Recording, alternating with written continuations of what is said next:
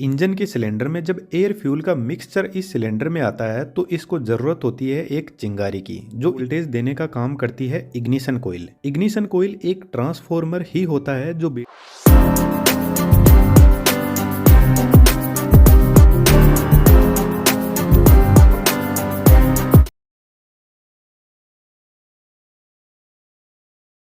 Engine के cylinder में जब एयर फ्यूल का मिक्सचर इस सिलेंडर में आता है तो इसको जरूरत होती है एक चिंगारी की जो इस फ्यूल को जला सके। और यहाँ पर काम होता है स्पार्क प्लग का। यदि स्पार्क प्लग नहीं होगा तो सिलेंडर में आग नहीं जलेगी और पिस्टन पर कोई भी फोर्स नहीं लगेगा जिसकी वजह से इंजन स्टार्ट ही नहीं होगा। तो स्पार्क प्लग बहुत ही बेहतरीन इंजीनियरिंग को काम में लेकर फ्यूल को इग्नाइट करने का काम करता है। जब स्पार्क प्लग स्पार्क जनरेट करता है तो इसको 15 से 20 हजार वोल्ट की जरूरत होती है और गाड़ी में सिर्फ 12 वोल्ट की बैटरी लगी रहती है। तो इतना वोल्टेज कहां से लाया जाए? इसके लिए स्पार्क प्लग को इतना वोल्टेज देने का काम करती है इग्निशन कोयल। इग्निशन कोयल एक ट्रांसफॉर्मर ही होता है जो बैटरी से मिल रहे 12 वोल्ट को बहुत हाई वोल्टेज में बदल देता है। इस कोयल के बीच में एक आयरन की कोर होती है कुछ इस टाइप की और इस कोर के चारों तरफ सबसे पहले प्राइमरी वाइंडिंग को सेट किया जाता है। प्राइमरी वाइंडिंग में सिर्फ और सिर्फ 200 से 300 टर्न ही होते हैं।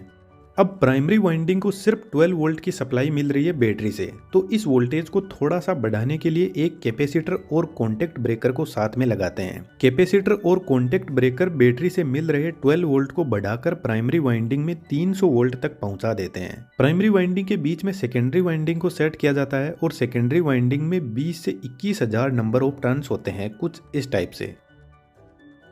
दोस्तों, नंबर ऑफ टर्न से आपको कंफ्यूज नहीं होना है। जब वायर को एक राउंड लगा दिया जाता है तो एक टर्न हो जाता है, दो लगा दिए जाते हैं तो दो टर्न हो जाते हैं। इस तरीके से सेकेंडरी वाइंडिंग में 20 से 21 हजार टर्न होते हैं और जब हम वाइंडिंग को बनाते हैं उस टाइम इनको फिक्स कर लेते हैं कि कितने टर्न हमें कौन सी वाइंडिंग में लगाने हैं। जब प्राइमरी वाइंडिंग में बैटरी से सप्लाई दी जाती है तो इसके पास में मैग्नेटिक फील्ड जनरेट होगा और magnetic field line secondary winding के पास में भी पहुंचेगी और सेकेंडरी वाइंडिंग में भी करंट फ्लो होने लग जाएगा। जब हमने वेल्डिंग ट्रांसफार्मर के बारे में बात की थी तो इस वीडियो में मैंने इस कैलकुलेशन के बारे में बताया था और हल्का सा मैं फिर से बता रहा हूं, तो आप इस वीडियो को एक बार जरूर से देखना। एक सिंपल सा फॉर्मूला होता है जिसमें प्राइमरी वाइंडिंग में नंबर ऑफ टर्न्स है 300, यही N1 है, और सेकेंडरी वाइंडिंग में नंबर ऑफ टर्न्स है 21,000, यही N2 है। प्राइमरी वाइंडिंग का वोल्टेज V1 300 वोल्ट है और सेकेंडरी वाइंडिंग में वोल्टेज हमें निकालना है। सिंपल सी कैलकुलेशन करने पर हमें वोल्टेज मिल जाएगा 21,000 वोल्ट। इस तरीके से इग्निशन कोयल बैटरी से 12 वोल्ट को लेकर 21,000 वोल्ट तक बढ़ा देती है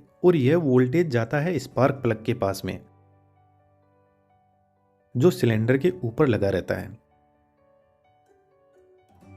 स्पार्क प्लग के बीच में सेंटर इलेक्ट्रोड होता है। यह इलेक्ट्रोड निकेल या प्लेटिनम का बना होता है और इसी इलेक्ट्रोड से 21,000 या इससे भी ज्यादा वोल्टेज फ्लो करता है। और आज के टाइम में आपको पता है गाड़ियों में बहुत सारे फंक्शन होते हैं, ब्लूटूथ कनेक्टिविटी, इंटरनेट फैसिलिटी, और इन वायरलेस फंक्शन की इलेक्ट्रोमैग्नेटिक या रेडियो वेव भी होती है और यह वेव इस हाई वोल्टेज को इंटरफेरेंस कर सकती है। इसलिए इस सेंटर इलेक्ट्रोड के बीच में एक रेजिस्टेंस लगा रहता है जो बाहर से मिल रहे एक्सटर्नल इंटरफेरेंस को खत्म करने का काम करता है। अब वापस पॉइंट पर आते हैं। 21,000 वोल्ट बहुत ज्यादा है तो यह कार में बैठे हुए लोगों को नुकसान पहुंचा सकता है। इसलिए सेंटर इलेक्ट्रोड के चारों तरफ एल्यूमिनियम ऑक्साइड सेरेमिक से बना हुआ इंसुलेटर लगा रहता है। यह इंसुलेटर हाई प्रेशर और टेम्परेचर को सहन कर सकता है क्योंकि जब स्पार्क प्लग स्पार्क क्रिएट करता है तो सिलेंडर के अंदर फ्यूल और एयर का मिक्सचर जलता है जिससे एक धमाका होता है और इस धमाके में कंप्रेस हुई गैसेस पिस्टन पर फोर्स लगाती है और पिस्टन नीचे की तरफ जाता है और पिस्टन क्रैंकशाफ्ट पर फोर्स लगाता है और क्रैंकशाफ्ट रोटेट करने लग जाती है।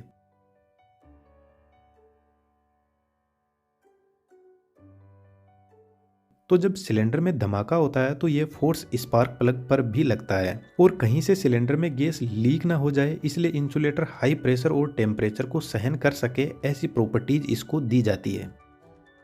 इंसुलेटर के चारों तरफ ग्राउंड इलेक्ट्रोड लगा रहता है जो लोहे का बना होता है और ग्राउंड इलेक्ट्रोड के चारों तरफ थ्रेड्स भी बने रहते हैं जो सिलेंडर के ऊपर स्पार्क प्लग को टाइट करने में काम आते हैं।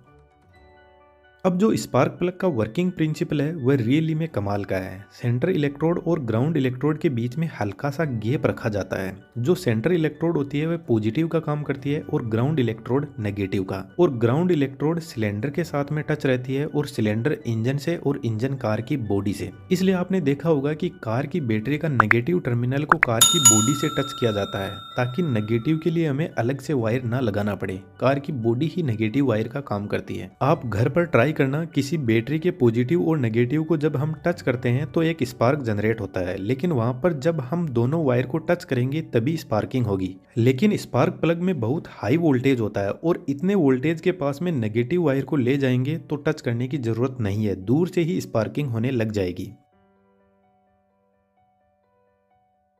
तो जब सिलेंडर के अंदर एयर फ्यूल का मिक्सचर ऊपर की तरफ कंप्रेस हो जाता है तब स्पार्क प्लग में सप्लाई दी जाती है, और जैसे ही सप्लाई दी जाएगी तो एक जबरदस्त स्पार्क क्रिएट होगी और यही स्पार्क फ्यूल में आग लगा देगी और स्पार्क प्लग की सप्लाई बंद कर दी जाएगी। इसके बाद की प्रोसेस आप इस वीडियो को देखकर समझ सकते हो, जिसमें मैंने डिटेल से बताया है 4 स्ट्रोक इंजन कैसे काम करता है।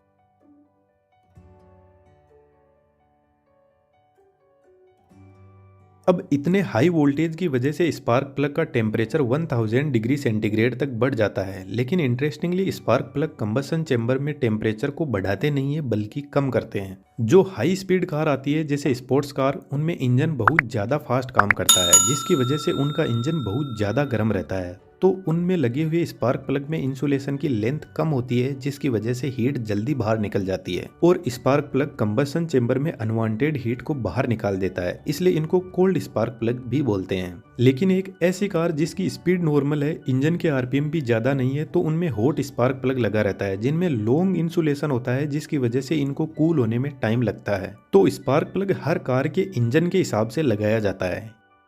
स्पार्क प्लग की एक लाइफ होती है। जिन स्पार्क प्लग में सेंटर इलेक्ट्रोड निकेल की लगी रहती है उनमें 30,000 किलोमीटर के बाद में स्पार्क प्लग को बदलना पड़ता है।